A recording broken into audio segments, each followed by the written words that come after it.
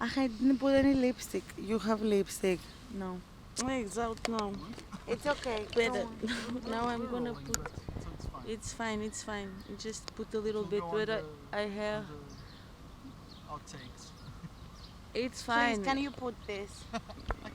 Include everything. Do you want? This is only brilhantes. Όχι, δεν θέλω. Okay.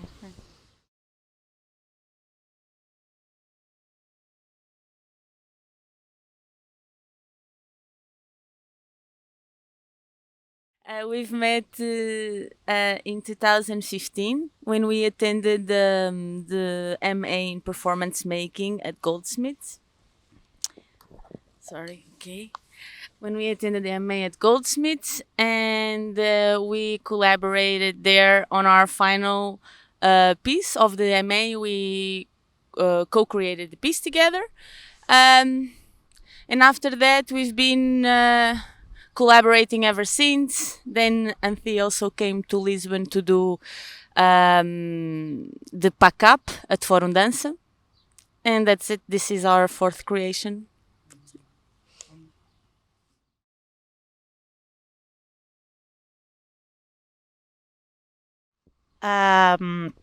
So basically, Refuse or the Soft Manifest is a piece about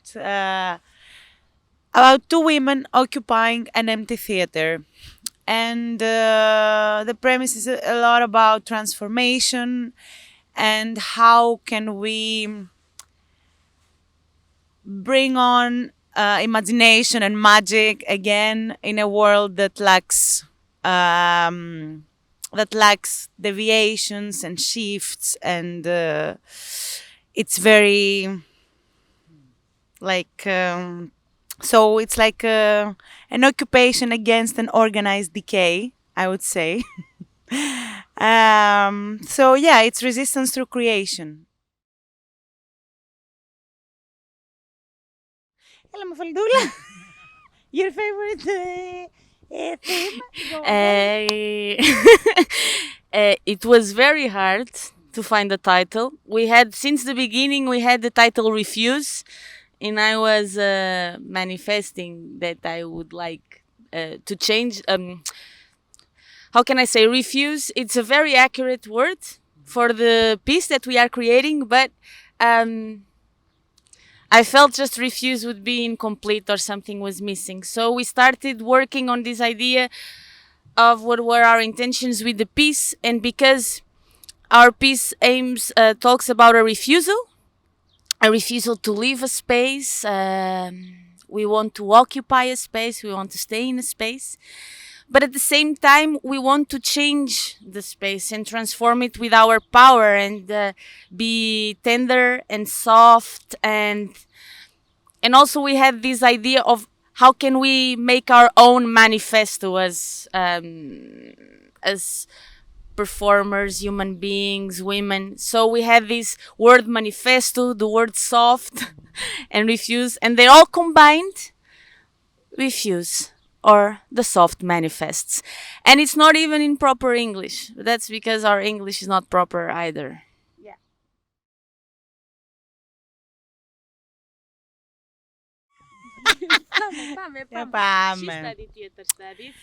We go.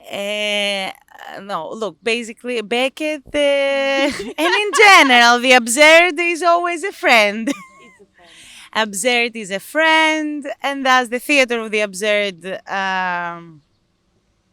is there is no direct reference to Samuel Beckett, but in general, we work a lot with absurdity, impossibilities, surprises, and a lot in our works. We use a lot the word vulnerability and even sometimes failing, and how can you embrace this failing and turn it into poetry? Maybe trying attempts. We are doing attempts. And it's also about. Tell us, Mafalda. No, thank you. It's also about this idea of waiting. Most of our works, this is the fourth piece, we position ourselves in a way, we are waiting for something to happen, and it's like, does it happen? Is it really happen? Does something happen? And sometimes it's a looping situation as well of waiting that we end up proposing, because that's also, yeah, how we feel in society in general. Just saying that you always aim for something to change, or for something to be different, or you are just, we are players waiting in the world and trying to constantly transform into change, and we reach to the starting point and reach.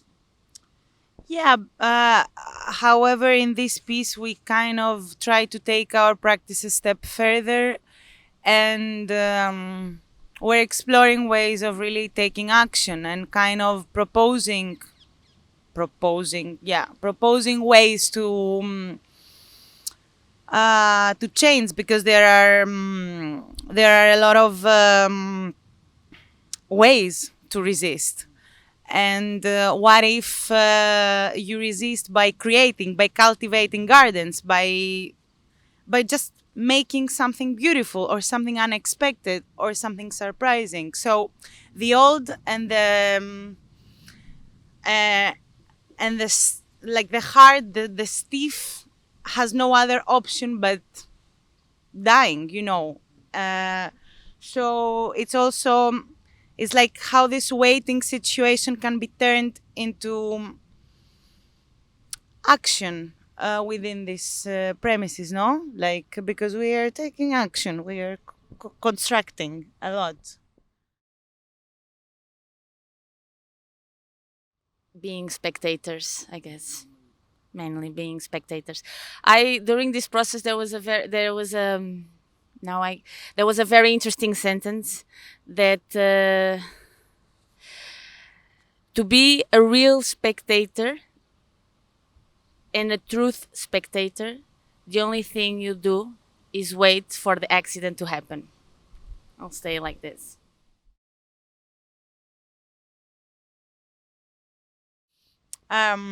So basically, we haven't worked together since 2019. It was our last creation.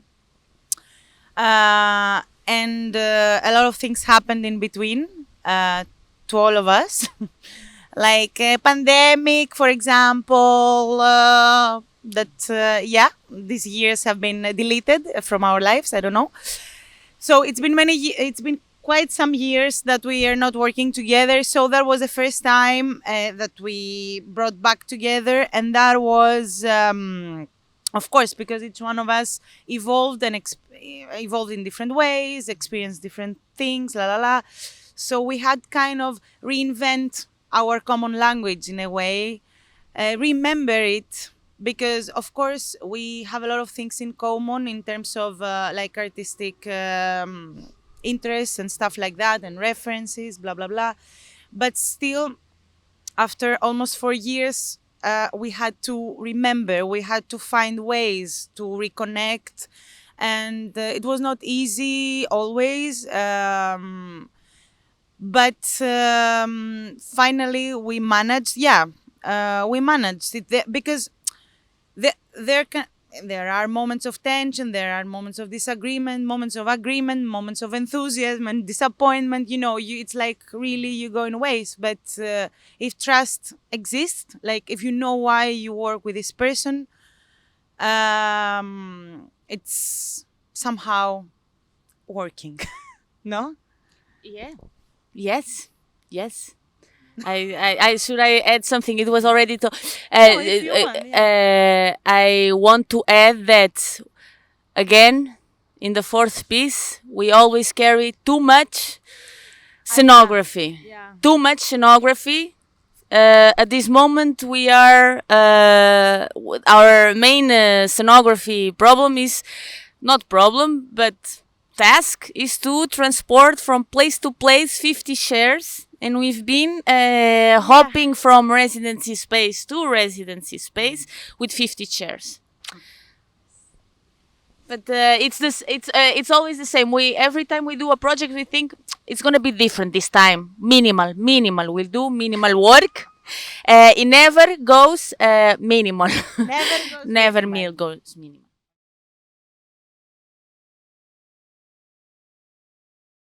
I think a duo project can work in several different ways. It all depends of the initial preposition.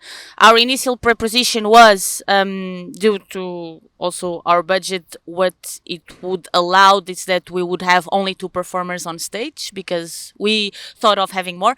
But so in our initial conditions, we proposed that we would be the creators and the performers in a same space at the same time. And so and so already we felt the necessity of having an external look, and I think it's very for this preposition of that the two creators are inside of the performance. I find that it's very necessary to have somebody from the outside to have this that it's checking the dynamics and the timings. I wish I could find a better word now, but that's it. And the difference from the solo work, it's less lonely. I think there is a shared responsibility that it makes it more important. You have more you're not so alone. So you don't have really a lot of emotional solo meltdowns. Dramas. You don't question so much what you are as a creative. I'm talking personally. You don't question so much who you are as a creative person because you are not alone and you are sharing creative decisions with another human being. I don't know if you want to add something else. No, just it's demanding. It's demanding, but also relieving at the same time. And it's like because sometimes you need to back off, listen. Sometimes you don't listen. Me. No, Yeah. yeah, that's. I think the duo, the solo and the solo and the duo. I'm sorry, I'm thinking the duo is also this thing that, in both cases, you learn different things. Either if you are in a solo or in a duo. In a duo, you have to have this generosity, a teamwork that you try for it to happen and to be very generous all the time because you are dealing. Both of you think differently, act differently, are different, and then you also have this common ground and you need to find it. So you lose time on that. Whereas the solo, it's a lonely work. Of course, you can have a team, but you are with your facing your personal all the time, your personal interior, your whatever you are as a human being, you're facing in your. It's like a mirroring always in a solo work. This is more or less roughly one of the thoughts that I have about it. Thank you, Mafalda. I'm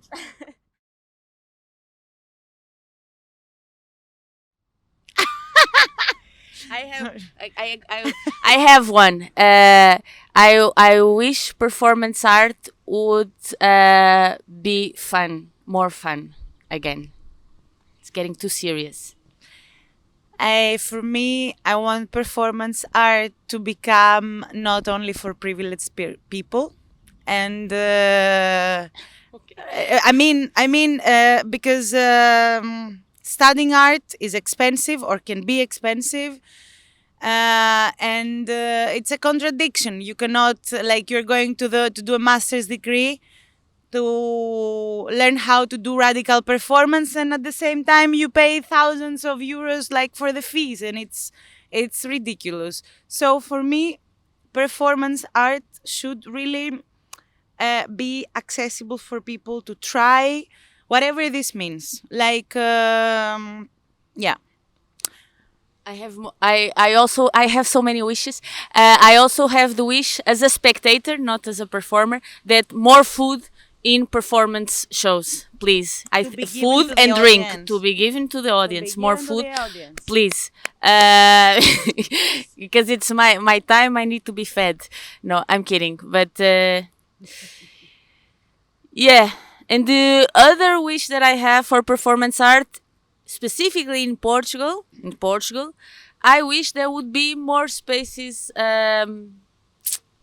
for performance art to exist, because I think also the theaters and the theatrical spaces or the performance art spaces that we have are still obeying, but are still about more, not so much about live art, but more about theatrical pieces and dance pieces, and more about a conventional way of doing, or more virtual, more about showing more virtuous stuff. And I think it lacks spaces for other type of creative performative pieces to exist. Thank you so much. Thank you. Thank you, obrigada. Obrigada por seres quem és. Obrigada todo. Obrigada. Muito obrigada.